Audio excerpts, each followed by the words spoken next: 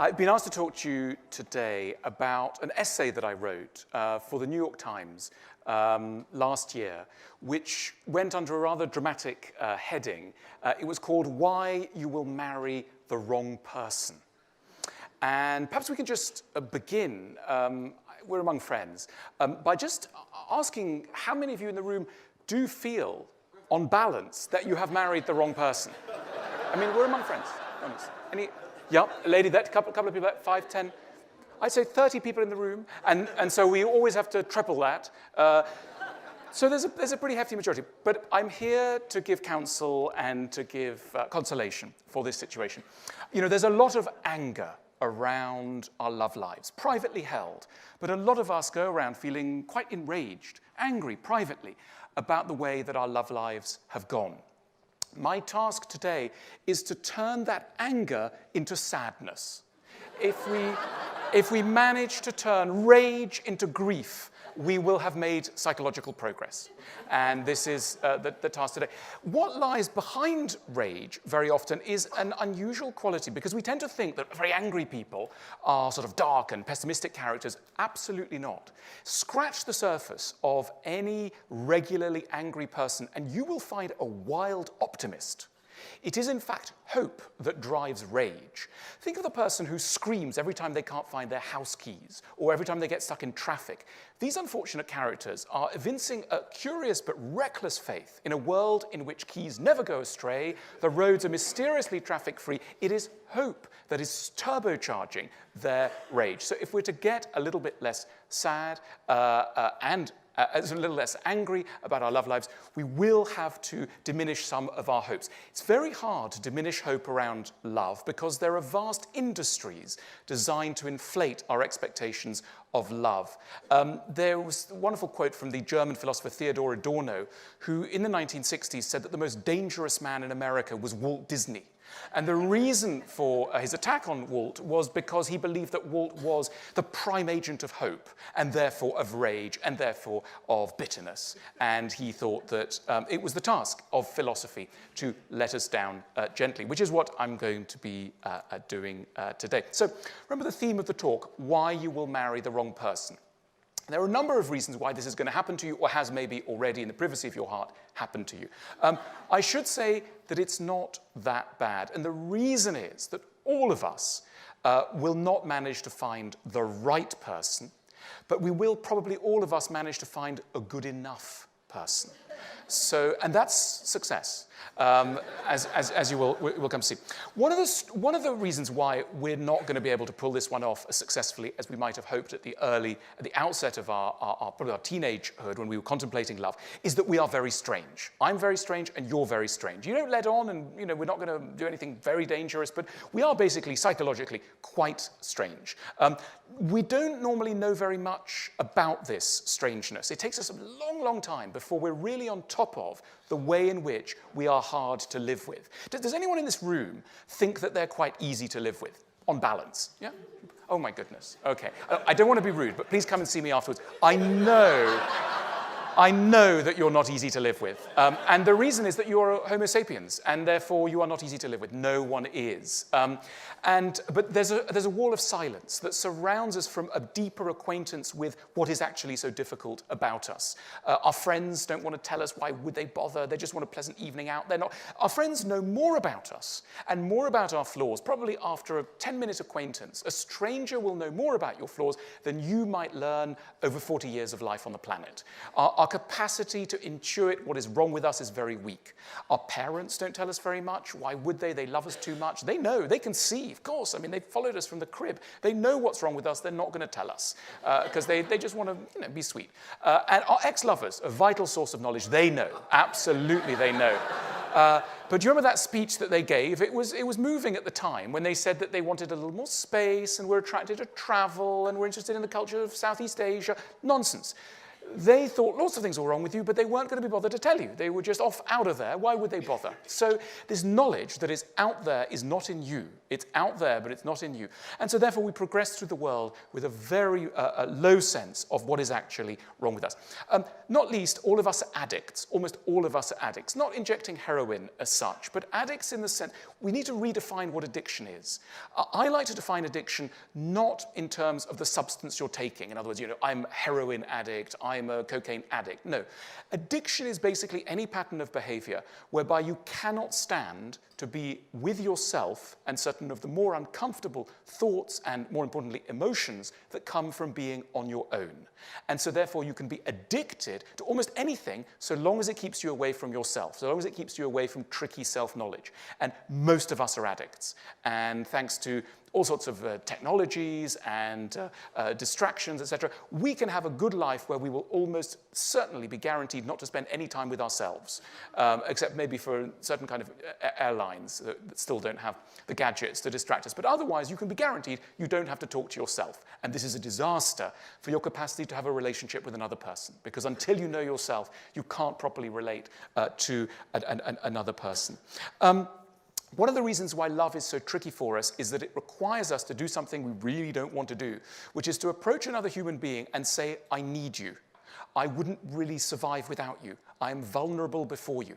And there's a very strong impulse in all of us to be strong and to be well defended and not to reveal our vulnerability to another person. Psychologists talk of two patterns of response that tend to crop up in people whenever there's a danger of needing to be extremely vulnerable, dangerously vulnerable, and exposed to another person. The first response is to get what psychologists call anxiously attached. This is attachment theory, some of you may know. So when you are anxiously attached to somebody, rather than saying, I need you, I depend on you, you start to get very procedural. You say, you're 10 minutes late, or I think the bin bags need to be taken out, or you start to get strict when actually what you want to do is to ask a very poignant question, do you still care about me? But we don't dare to ask that question. So instead, we get nasty, we get stiff, we get procedural. The other pattern of behavior, which psychologists have identified, and it tends to apply to people who are in this room, in other words, A-types, very outgoing types, strivers, you become, in relationships, tell me if I'm wrong, you become what is known as avoidant, which means that when you need someone, it's precisely at that moment that you pretend you don't. When you feel most vulnerable, you say, I'm quite busy at the moment. No, I'm fine, thanks. I'm well busy today. In other words, you don't reveal the need for another person, which sets them off into a chain of wondering whether you are to be trusted. And there's then a cycle of low trust. So we get into these patterns of not daring to do the thing that we really need to do, which is to say, even though I'm a grown person, maybe I've got a beard, maybe I've been alive for a long time, I'm 6'2", etc., I'm actually a small child inside, and I need you, like a small child would need its parent. This is so humbling that most of us refuse to make that step and therefore refuse the challenge of love.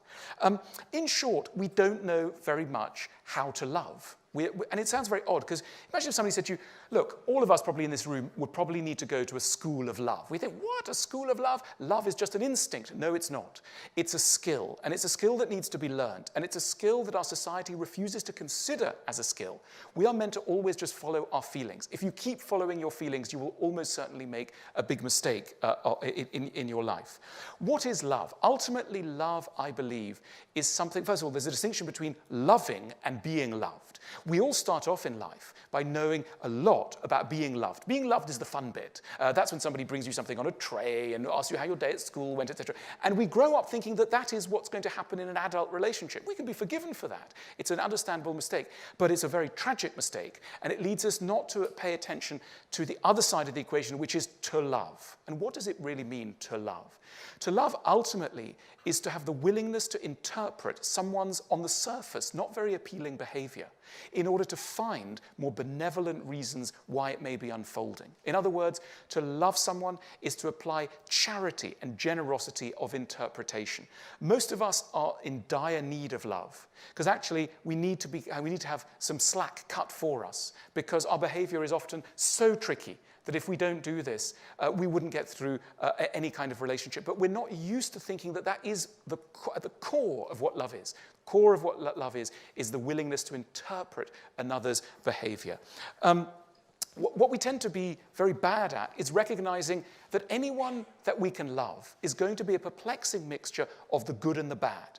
There's a wonderful psychoanalyst called Melanie Klein, who was active in the 50s and 60s, originally from Vienna, active in North London, studying how children learned about relationships from the parental situation. And she came up with a very fascinating analysis. She argued that when children are small, very small, they don't really realize that a parent is one character. They actually do what she calls split a parent into a good parent and a bad parent. And so this is when a baby is really at infant stage. So what you do is you split into the good mother and the bad mother. And it takes a long, long time. Melanie Klein thought it might be until you're 4, until you actually realize that the good and the bad mother are one person, and you become ambivalent. In other words, you become able to hate someone and really go off them, and at the same time also love them, and you're able not to run away from that situation. You're able to say, I love someone and hate them, and that's okay. And Melanie Klein thought this is an immense psychological achievement when we can no longer merely divide people into absolutely brilliant, perfect, marvelous, and hateful, let me down, disappointed me. Everyone who we love is going to disappoint us. We start off with idealization, and we end up often with denigration. The person goes from being absolutely marvelous to being absolutely terrible. Maturity is the ability to see that there are no heroes or sinners really among human beings, that all of us have this wonderfully perplexing mixture of the good and the bad. And adulthood, true psychological maturity, and you may need to be 65 before it hits you, I'm not there yet, is the capacity to realize that anyone that you love is going to be this mixture of the good and the bad. So love is not just admiration for strength. It is also tolerance for weakness and recognition of ambivalence. The reason why we're going to probably make some real mistakes when we choose our love partners, some of you in this room have made some stunning mistakes. Now, why is this? The reason is that we've been told that the way to find a good partner is to follow your instinct, right? Follow your heart. That's the mantra. And so we're all the time reminded that if we stop reasoning, analyzing. By the way, are there people in this room who think that you can think too much about your emotions? There's sort of few people go, yeah, you can think too much. A few people, okay, you can't think too much. You can only ever think badly. But there's no such thing as thinking too much about emotions. But the problem is we live in a romantic culture that privileges impulse. Now, when it comes to love, something tricky occurs because you don't have to be a paid-up believer in psychotherapy or psychoanalysis to realize that the way we love as adults sits on top of our early childhood experiences. And in early childhood, the way that we learned about love was not just via experiences of tenderness and kindness and generosity. The love that we will have tasted as children will also be bound up with experiences of being let down, being humiliated, maybe being with a parent who treated us very harshly, who scolded us, who made us feel small in some way. In other words, quite a lot about our early experiences of love are bound up with various kinds of suffering. Now, something quite bad happens when we start to go out into the adult world and start to choose love partners. We think we're out to find partners who will make us happy, but we're not. We're out to find partners who will feel familiar. And that may be a very different thing, because familiarity may be bound up with particular kinds of torture. And this explains why sometimes people will say to us, look, there's a wonderful person, you should go and date them. They're good looking, they're charming, they're all sorts of things. And we go out with them and we date them. And we do recognize that they're really wonderful and amazing. But we have to confess to our partners, to our friends, that actually we found this person, often we struggle with the vocabulary. We say, maybe not that exciting, or maybe not sexy, or a bit boring. But really what we mean is that we've detected in this really quite accomplished person someone who will not be able to make us suffer in the way that we need to suffer in order to feel that love is real. And that's why we reject them. So we are not merely on a quest to be happy. We are on a quest to suffer in ways that feel familiar. And this radically undermines our capacity to find a good partner. Here's another reason why we're going to come unstuck in the field of love. We tend to believe that the more a lover is right for us, the less we're going to have to explain about who we are, how we feel, what upsets us, what we want. We believe, rather as a young child believes of its parent, that a true lover will guess what is in our minds. One of the great errors that human beings make is permanently to feel that other people know what's in their minds without us having said what's in our minds. It's very cumbersome to use words. It's such a bore. And when it comes to love, we have this deep desire that will simply be understood wordlessly. It's touching, it's a beautiful romantic idea, but it also leads to a catastrophic outbreak of sulking. Now, what is sulking? Sulking is an interesting phenomenon. We don't just sulk with anyone. We sulk with people who we feel should understand us, and yet for some reason have decided not to. And that's why we tend to reserve our sulks for people who we love and who we think love us. And they tell us something, they unwittingly will trigger a negative reaction in us, and we'll sulk. And they'll say, "What's wrong with you, darling?" And we'll say, "Nothing." And they'll say, "But come on, you're upset." And we'll go, "No, I'm not. I'm absolutely fine." And it's not true. And we'll go upstairs and we'll shut the door and we won't tell them what's wrong with us. And then they'll knock at the door and they'll say, "Please, just tell me." And we'll say no, because we want them to read our souls, because we expect that a true lover can understand what we feel and who we are without us speaking. This is a catastrophe for our capacity to form lasting relationships. If you do not explain, you can never be understood.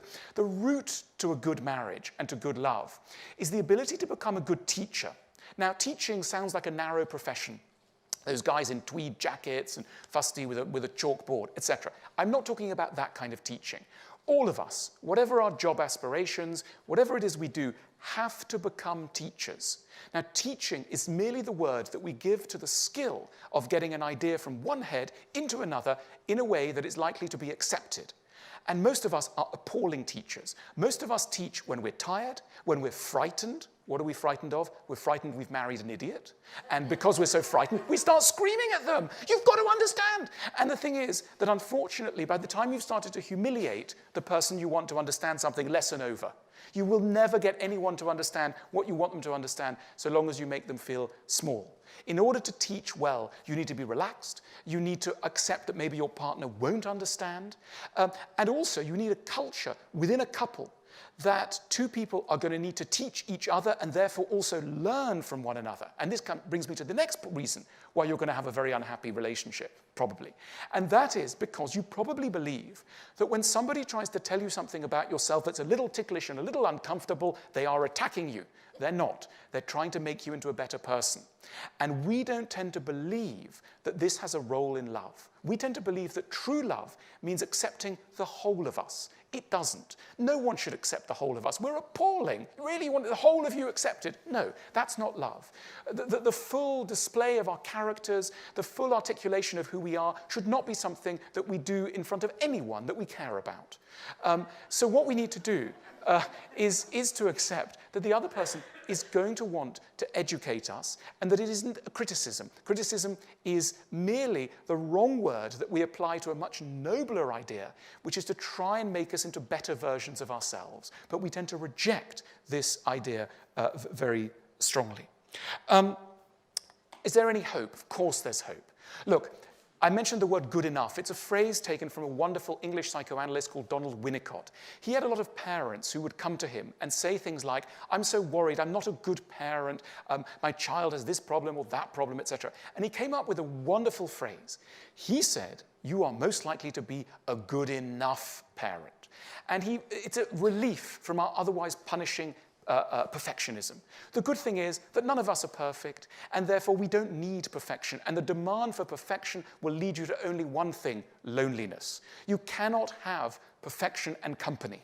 To be in company with another person is to be negotiating imperfection every day. Incompatibility. We are all incompatible. But it is the work of love to make us graciously accommodate each other and ourselves to each other's incompatibilities. And therefore, compatibility is an achievement of love. It isn't what you need from the outset. Of course, you're not going to be totally compatible. That's not the point. It is through love that you gradually accept the need to be compatible. We probably can't change our types, right? So all of us, many of us have got types who are going to cause us real problems. They may be too distant, they may be arrogant, they're going to torture us in some way. Now, friends casually say to us, chuck them, get out the relationship, etc., right? No, I don't, we're realists here at Google, and I'm giving you realistic advice. You're not going to manage to change your type. Let's get that for granted. What you can do, and this is a big achievement, is to change how you characteristically respond to your tricky type. Most of us have formed the way that we respond to tricky types in early childhood. So we had a distant parent, we've now chosen a distant lover. When we were very young, we responded to that distant parent by attention-seeking. We rattled and banged. And now we're adults, we rattle and bang in our own way. And we think that's going to help. It doesn't. It creates a cycle that's going to be a vicious cycle that's not going to get us anywhere. It is open to us at any time to have a more mature response to the challenges that the types of people we're attracted to are going to pose for us. And that is an immense step forward, an immense achievement. The other thing we should do is recognize the nobility of compromise. One of the most shameful things to ever have to admit is to say, this is my partner, I've compromised. In choosing them, I've compromised. Oh, why have you compromised? Well, I'm not that attractive myself. I've got lots of problems. I'm a bit nutty. Frankly, I couldn't pull anyone better, but they're very nice. They're okay. Now, you would think, loser. It's not true. Compromise is noble. We compromise in every area of life. There's no reason why we shouldn't compromise in our love life. Maybe we're sticking around for the children. Good. People say, oh, they're only sticking around for the children. That's a wonderful reason to stick around. Why else are you going to stick around? Okay, so let's look a bit more benevolently at the art of compromise. It's a massive achievement in love. I'm going to end with a quote from one of my favorite philosophers, Danish 19th century, very gloomy philosopher called Kierkegaard.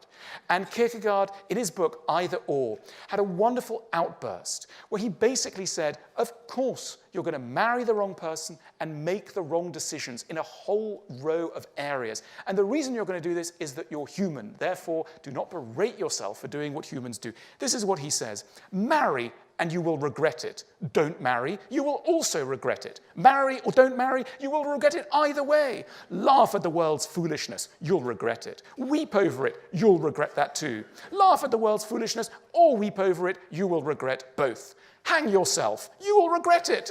Don't hang yourself, you will regret that too. Hang yourself or don't hang yourself, you'll regret it either way. Whether you hang yourself or don't hang yourself, you will regret both. This, gentlemen, is the essence of all philosophy. Thank you very much.